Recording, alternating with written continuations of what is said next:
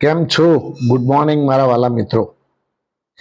આજે 24/6/2024 અને સોમવારનો દિવસ, વીકલી શરૂઆત, શુભ શરૂઆતનો દિવસ ટ્રેડિંગ સેશનનો.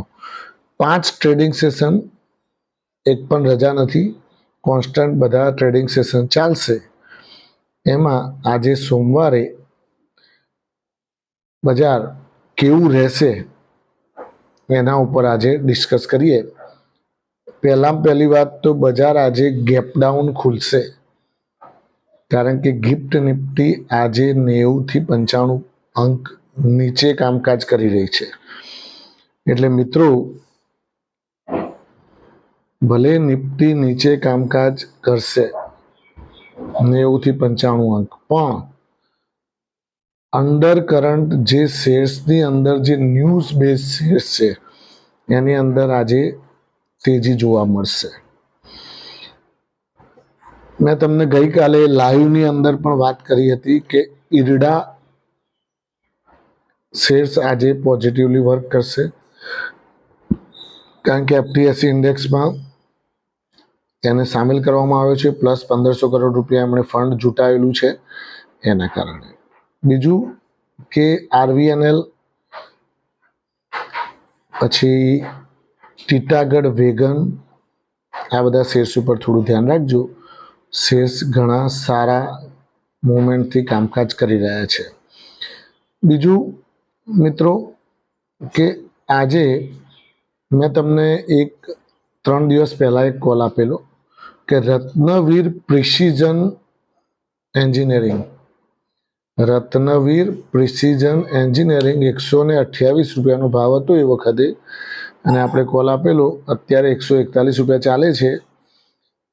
હજુ પણ કંપનીએ નવું ફંડ એમને મેળવવા માટે પરવાનગી સેબી જોડે માગેલી છે, તો એ પરવાનગી એમને મળશે તો એમાં પણ તેજી જોવા મળશે. રત્નવીર પ્રિસિઝન એન્જિનિયરિંગ વોચ લિસ્ટમાં રાખજો. બીજું મિત્રો કે બજારની અંદર ન્યૂઝ એવા આવ્યા છે કે સેબીએ ક્વોન્ટમ મ્યુચ્યુઅલ ફંડની જે દફતરો છે, એના જે ઓફિસો છે, એના ઉપર રેડ પાડવામાં આવેલી છે, અને બધું દસ્તાવેજ ને હાન બધું અમુક જપ્ત કરેલું છે. તો ફ્રન્ટ રનિંગ મામલો છે, એટલે ફ્રન્ટ રનિંગ મામલાના કારણે એમને વાંધાજનક કંઈક આપત્તિજનક વસ્તુઓ મળી હોય, જેના કારણે સેબીએ ક્વોન્ટમ મ્યુચ્યુઅલ ફંડના ઉપર સર્ચ ઓપરેશન શરૂ કરેલું છે. હવે ક્વોન્ટમ મ્યુચ્યુઅલ ફંડ એ આપણે નોર્મલી શું હોય કે આપણે બધા જે પણ નોર્મલ ઇન્વેસ્ટર્સ છે, અત્યારે હાલ મેક્સિમમ પૈસા મ્યુચ્યુઅલ ફંડમાં પણ રોકતા હોય છે.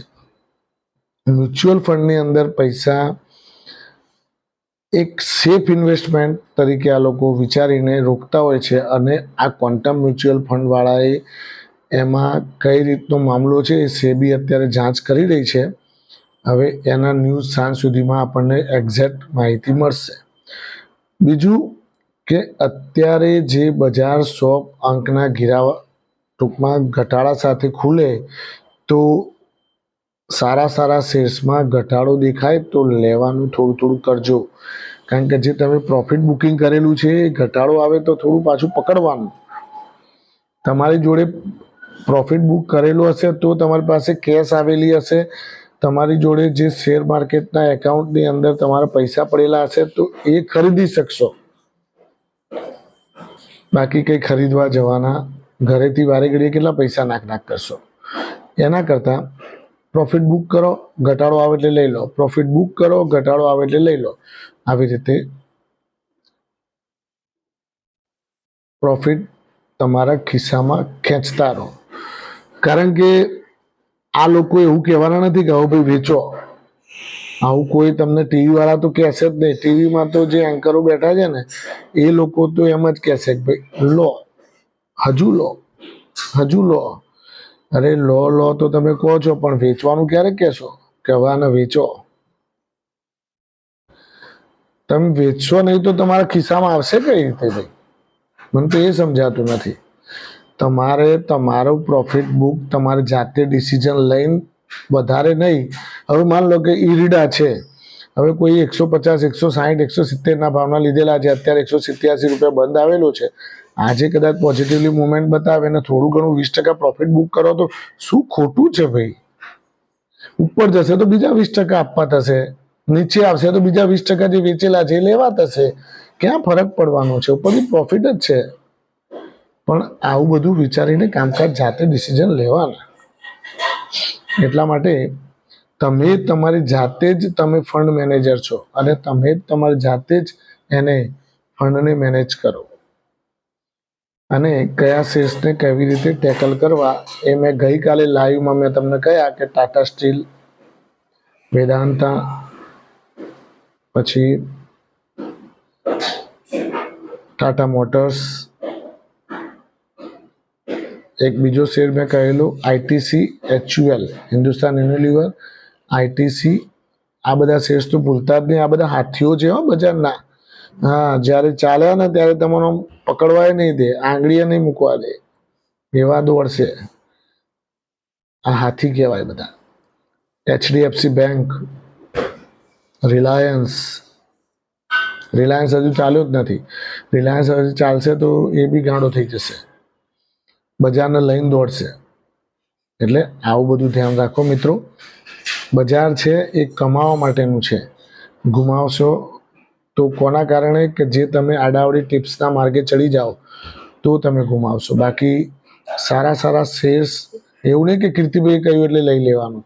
કીર્તિભાઈ કહ્યું પણ આપણે ગૂગલની અંદર એને સર્ચ કરવાનું જ કે આ કંપનીનો શું પ્રોફિટ છે, ફાઇનાન્શિયલ રિઝલ્ટ ચેક કરો, એના છેલ્લા 3 વર્ષના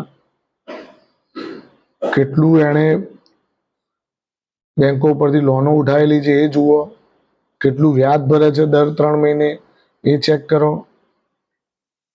આના માટે હું એક સ્પેશિયલ વિડીયો બનાવવાનું છું કે આ કઈ રીતે ચેક કરાય. એના માટેનું એક વિડીયો બનાવીશ, એટલે હું તમને એની માહિતી આપીશ કે આ રીતે તમે કોઈ પણ કંપનીના ફંડામેન્ટલ આ રીતે વેબસાઇટ ખોલી અને એના ઉપર સર્ચ કરી અને તમે ચેક કરી શકશો.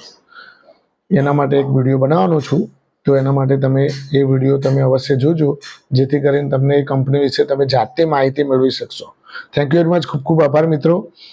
આજે બજાર તમારા માટે શુભદાયી, લાભદાયી અને ફળદાયી રહે અને તમારું પ્રોફિટ ગ્રો કરતો રહે એવી મારી શુભેચ્છાઓ. Thank you very much. ખૂબ ખૂબ આભાર. રેલવે સ્ટોક્સની અંદર થોડા ધ્યાન રાખજો. જીએસટી રેલવે કન્સલ્ટના જે પણ સર્વિસીસ આપતા હતા એમને આ લોકોએ 0 GST કરી નાખી છે. રેલવે સર્વિસીસ પ્રોવાઈડ કરવાવાળા ઉપર એ ખાસ ધ્યાન આપજો. Thank you very much. ખૂબ ખૂબ આભાર. એક ઇનોવિન્ડા બી જોતા રહેજો, એ પણ એક સારો છે. ધીમે ધીમે ઉપરની તરફ સરક્યા કરે છે, હાથમાંથી સરકી ના જાય, જોજો. Thank you very much. ખૂબ ખૂબ આભાર.